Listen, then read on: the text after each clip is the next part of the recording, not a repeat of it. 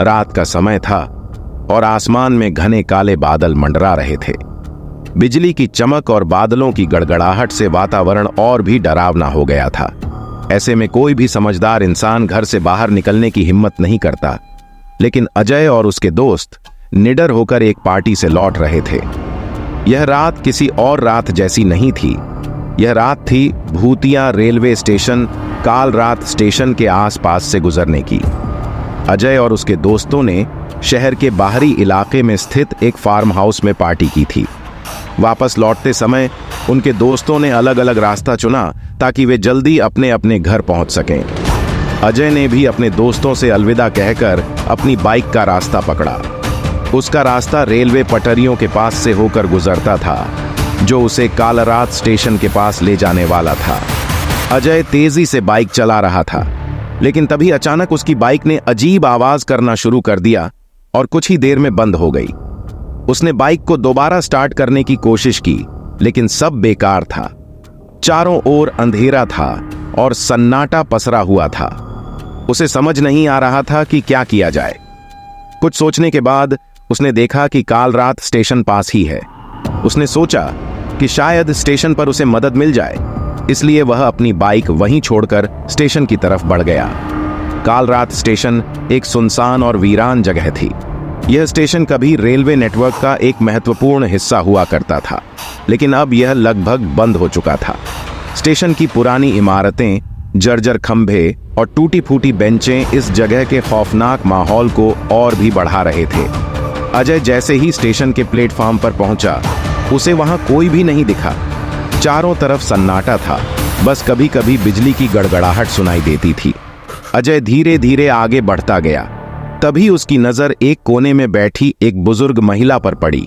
वह महिला बहुत पुराने और फटे पुराने कपड़े पहने हुए थी। अजय को लगा कि शायद वह कोई बेघर या गरीब महिला होगी। उसने सोचा कि शायद यह महिला उसे स्टेशन मास्टर के बारे में बता सके या कोई और मदद कर सके। वह उसके पास गया और धीमी आवाज में पूछा, माँ जी, क्या आप यहाँ के स्टेशन मास्टर के बारे में कुछ जानती हैं? मेरी बाइक रास्ते में खराब हो गई है और मुझे मदद चाहिए। महिला ने उसकी तरफ बिना देखे ही कहा, तुम्हें यहाँ से चले जाना चाहिए बेटा, ये जगह तुम्हारे लिए सुरक्षित नहीं है। अजय को यह सुनकर अजीब लगा।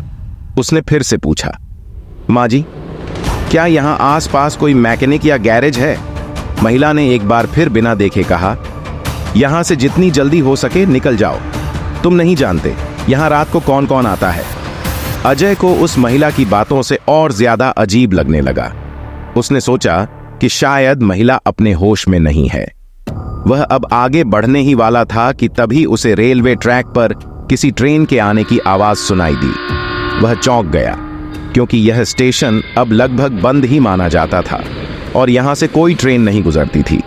ट्रेन की आवाज तेज होती गई और कुछ ही पलों में एक बहुत पुरानी, जर्जर और धूल से भरी ट्रेन प्लेटफॉर्म पर आकर रुक गई। इस ट्रेन के डिब्बे बहुत पुराने लग रहे थे, जैसे कि यह किसी बीते जमाने की ट्रेन हो।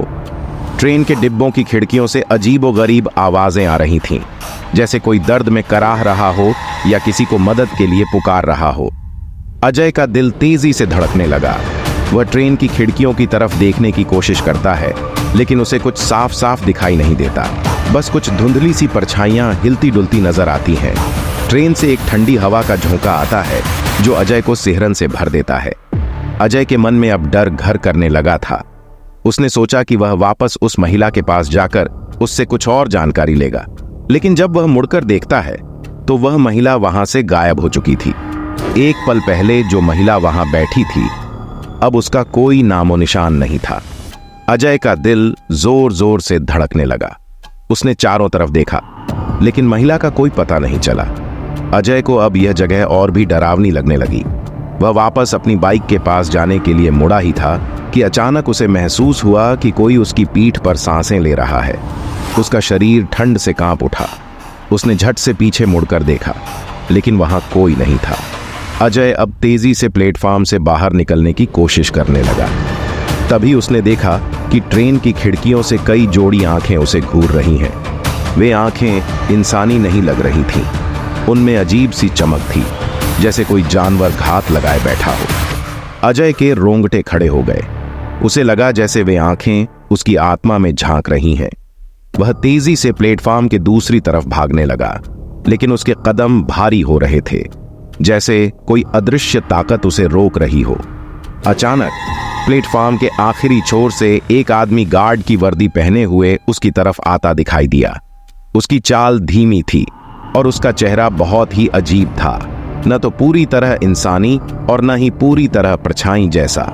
वह अजय के पास आकर रुक गया और मुस्कुराते हुए बोला, तुम यहाँ क्यों आए हो जब यहाँ किसी का आना मना है?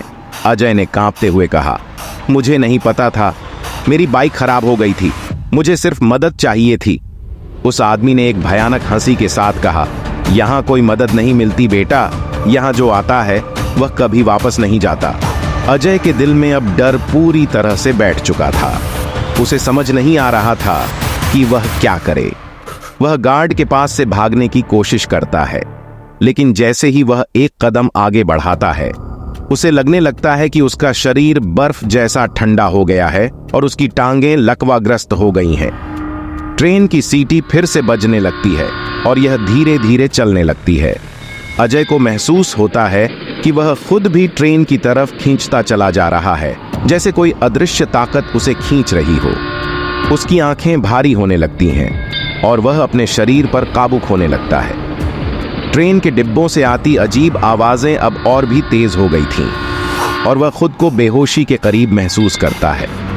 अगली सुबह जब अजय के परिवार और दोस्तों को पता चलता है कि वह रात भर घर नहीं आया, तो वे उसकी तलाश करने के लिए उसी रास्ते पर निकल पड़ते हैं। वे काल रात स्टेशन के पास पहुंचते हैं और अजय की बाइक वहीं पड़ी हुई पाते हैं, लेकिन अजय का कोई नामो निशान नहीं मिलता। उसकी बाइक का इंजन ठंडा था, जैसे वह काफी देर से वहीं पड़ी हो।